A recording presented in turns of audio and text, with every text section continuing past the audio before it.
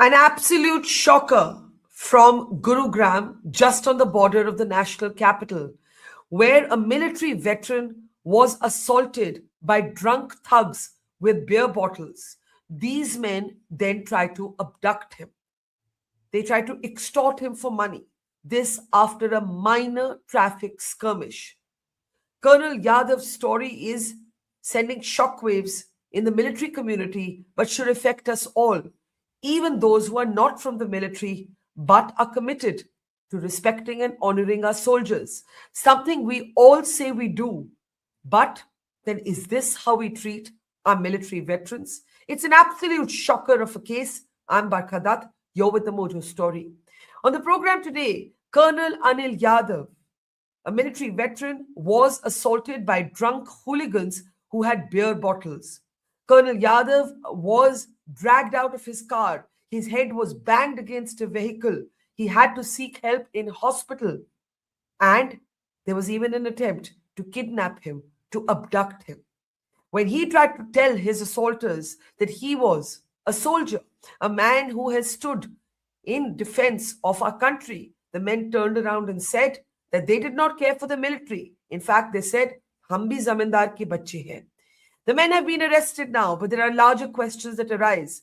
How do we treat our military veterans? And if this is the kind of violence that can be inflicted on veterans, then as Colonel Yadav himself has asked, he shudders to think how regular, routine citizens might be treated, as a certain kind of lawless entitlement is often manifest on the streets of our country and our cities. Let me welcome Colonel Yadav to our program now. You can see from the scars on his forehead that he is still recovering. And of course, the psychological scars are much more traumatic, sir. We hope you're better. We hope you're well. And this, of course, all happened because of a minor traffic skirmish. You know how our cities are, how bad the traffic is. A car swerved towards your car. You tried to avoid that car, and you minorly hit this vehicle with these goons. And you even offered to say, look, if there's any damage, I'll pay it. But they were rude, they were obnoxious, they were violent. I don't want you to keep recounting again and again what happened, but briefly, for anybody in our audience who may not know, how did it come to the point where they were trying to kidnap you? They were dragging you into their car, they were banging your head against the vehicle, they were trying to hit you with beer bottles. It's bone chilling, sir.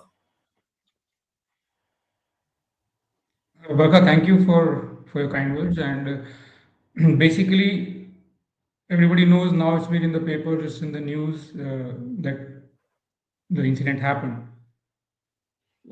I don't deny there was a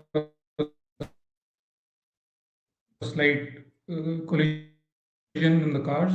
Both cars were damaged, mine and this. There's no escaping that place. I could have easily driven off. I was in a bigger car, but I stopped, and I stopped to come out, see the damage, talk to the other driver, and just talk to them and finish it off there. And then when they came out and I saw that they were aggressive, they were holding beer bottles, and there were plenty of them, 5, 6 of them, I thought that it may not be prudent to be talking to them on the road, so I just got into my car back. But they opened the door and dragged me out. That's all. But there are facts to it which I want to bring out is, firstly, we don't deny, yes, there was a collision.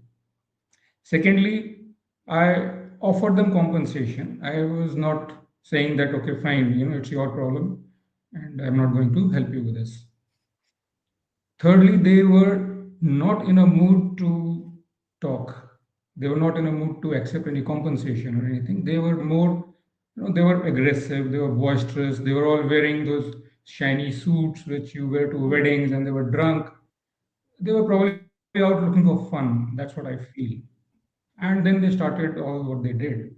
They attacked me, they vandalized my car. And when the traffic was piling up, they realized that this is not the place to do this for longer. So they tried to take me away from there to some other spot. But fortunately, they could not move my car because they didn't know how to move it. Actually, you have to put the seat belt into the buckle and then only it will move. So after a few minutes, 10, 15 minutes, they finally decided that we need to take whatever we can from him and stop it here. And that's when I asked them for that UPI thing so that I could firstly get my phone back. Secondly, I get a trace of where the payment is going. And then I mean, obviously I also wanted to end That this. was great presence of mind that you offered to pay them the 30,000 rupees they wanted by UPI so that, as you said, you could recover your phone and later you were able to track them down. Yes, yes, that was very important for me because I knew this is not going to end here. In between, I also mentioned to them that look, I am a Fauji, I am a ex-army, I am colonel. The reason for saying this, because I don't go around mentioning people that I am an ex-colonel Fauji and all that. The reason for saying this was not to gain their sympathy or to, escape or something. The reason was very simple. I wanted to tell them that look, this is not going to end here. So being Yeah. a army guy and being a senior army guy, you will face consequences for this. This was a sort of a cautionary warning to them. They took it in another sense. They went on that we don't care whether you're army or you're a veteran or you're old. I also told them I'm your dad's age. They said, fine, we also have people in the army and all you have it in the papers. And So, they said हम भी जमींदार के बच्चे हैं. yes, yes, they did say that. And in fact, I also told them that, look, I also belong to the same area where you came from. So I was trying to engage them in conversation also so that, some sense prevails, but nothing was working actually. So I knew that these boys are basically they are, that bigger in Haryana belt, especially rural areas, the boys have a very, very weird sense of entitlement. They have a weird sense of, superiority because they're brought up like that. It's very sad, Yeah. but that's the truth about rural Haryana. So I knew that these guys are going to do what they do. So the best thing I thought was, look, you can't start my car. You hit me enough. Get your money and get out. Give me my phone. And that's what they did. And at one point, they tried to take you into their car. Yes, of course they did. I was in their car for almost 10 minutes, maybe What were more. you thinking? What were you thinking? I mean, you're a soldier, you're trained for much worse than this. You're trained for battle, you're trained for war. But in your own city, in a civilian context, to have this kind of lawlessness, this hooliganism, this gundagardi, drunk men, one has often seen that when you put an army man, I've been a lifelong devotee of the forge, and I've often seen that when you put forges in a civilian situation, because you're so well mannered, you're so chivalrous, you're so well trained, you're so polite. Sometimes when you're dealing with civilians, आपका फौजी side थोड़ा subsume हो जाता है. So I'm wondering, when you were sitting in that car, what were you thinking when they tried to take you away? See, actually, I was happy that they put me in that car for Acha. simple reason. Firstly, car is a constricted space. You can't move around too much. So if you want to hit somebody or something, you don't have that much of space to maneuver, and it's easier for me to defend myself with my hands. Secondly, I was happy, that they don't have a sharp-edged weapon. So that was a big relief to me that okay, I'm not going to die today. I'm going to survive today because they can't do much damage with hands. We've done a lot of Yeah. boxing. They had used their bottles, broken their bottles, thrown that away. So I said their actual weapon is now gone. So only what they had was a hand. So I knew that things are not going to go out of hand. I got thinking and I got time to talk to them, maybe mislead them, or do whatever, get their telephone number through the UPI thing and all. So that was a good thing. But that apart, these are small things. The main thing is how could these boys be on that street in that condition and do what they did without fear of repercussions, without any Yeah. fear of anything at all? What did they thought? What do they think? What is the general youth in our society today feel? Yeah. That they can get away with anything, or is there no law in this country? So, and I talk to my son who is 25, and sometimes I get to feel there also. Sorry, there's some fluid coming. There also, I feel that he feels yes, we lack some laws, some enforcement of laws, and things like that. So Yeah. I think education is one thing.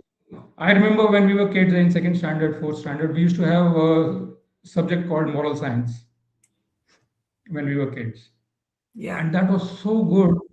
I used to be interested in moral science more than any other subject because they used to teach us that when you see your neighbor, what do you do? How you wish. When you see your friend, how do you wish? When you see somebody young, somebody senior, when you cross a road, you look twice right and once left. Yeah. Those kind of things were taught to us when we were kids. I'm not sure whether today they're teaching these to kids or not. In Western countries, they have life sciences, they have a subject More. specified for, they call it life lessons or something like that. Every country has different things where they teach you how to small basic things like opening a bank account, maintaining a credit card, how to use a credit card. As per the age levels, they teach people everything, and that is where they learn traffic rules. Where are When I traffic rules taught in saw, our? absolutely, when I saw what happened to you, two things came to my mind. One was the incident involving, I don't know if you saw in Punjab, an army officer's wife, a serving army officer's wife, Mrs. Bath. She really picked up cudgels when her husband was basically pushed around and shoved around actually by the local police. And finally, there was a CBI inquiry because she fought so hard. And more recently, here, sir, in Delhi, in Dwarka, we saw a woman lose her 23-year-old son, Sahil, because a teenager was out making reels in a car that he should never have been driving, and that boy died. He was, thrown out of his scooter seat and he died. So you're absolutely right that there's a much deeper malaise here. And I want to know, sir, did the police cooperate well with you? Did the police cooperate well? Well, I have to submit here that initially the police were not very cooperative. But yes, yesterday onwards, when the media got involved and all, the police are absolutely very cooperative now. Maybe the investigating officer and the others were still confused as to what has happened, and maybe now they're better informed that what has happened and they got the right sense and the right direction. I'm not blaming the police.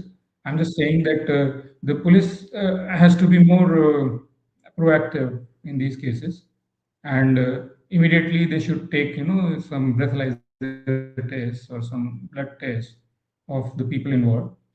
And even me, for that matter, they should have taken a breathalyzer or a blood test. But yes, since I was in a hospital, the doctors did that.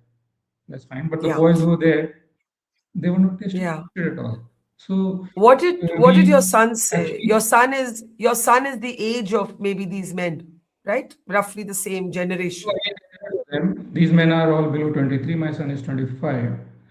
But most of my son's studies have been abroad, so he doesn't relate well to here this kind of atmosphere and all. But he's trying his best to No, understand. you were saying no, So that he was sharing that he thinks that our country needs tougher laws.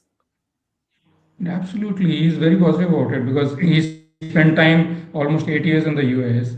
He's spent time in Africa, Botswana. He spent time in France 2 years, Yeah. and he's seen out there how things happen.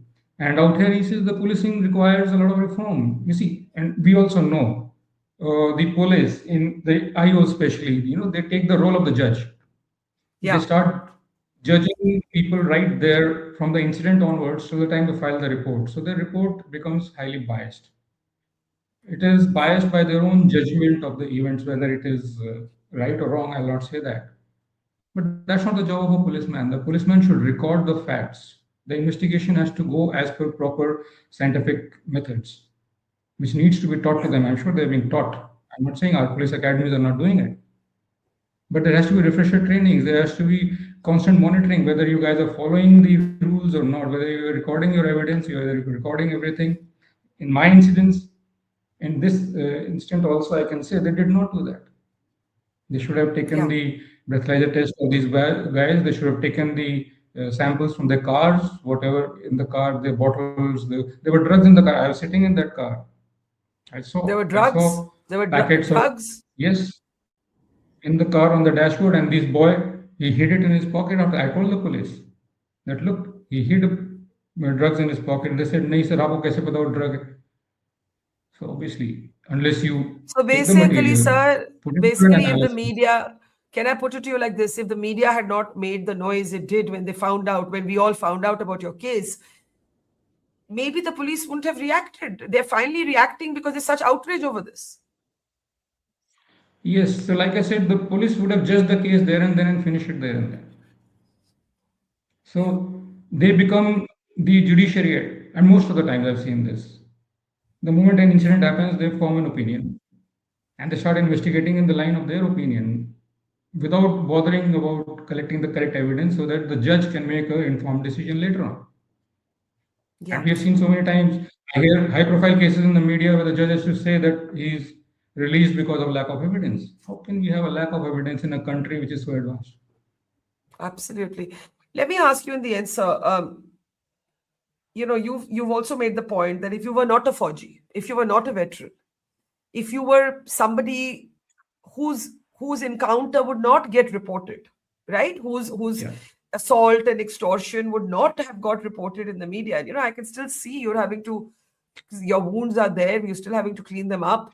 I was in Um, bed. I decided to do it sitting because I don't want to be in a bed. When I'm talking to Barkha Dutt, of course, you are an icon. So, no, sir. Thank you. Thank you so much. That's very sweet of you. If you were you've made this point, if this could happen to a veteran, imagine what would happen to somebody else. So I just want your last thoughts on that, sir.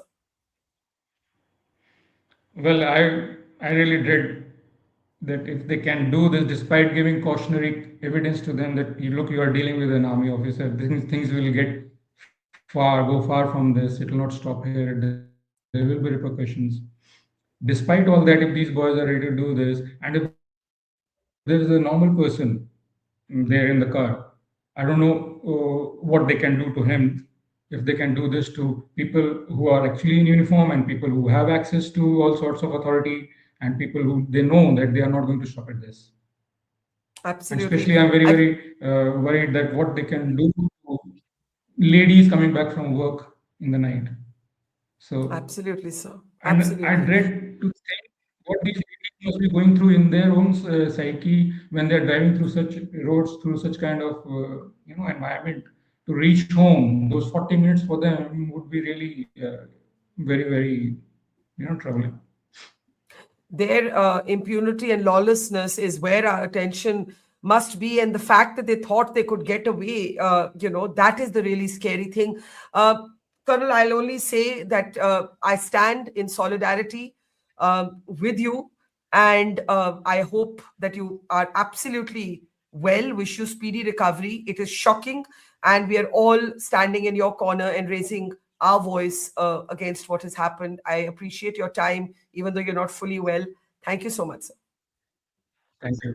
Thank you, Barkha. Thank you, Thank you sir. so much. Thank you, sir. Thank you, sir. Jai Hind, sir. Thank God you. bless. Jai Hind. It's great to see you here. Thank you for watching our work. If you haven't subscribed yet, don't forget to click the bell icon and subscribe to Mojo Story and support independent, robust journalism.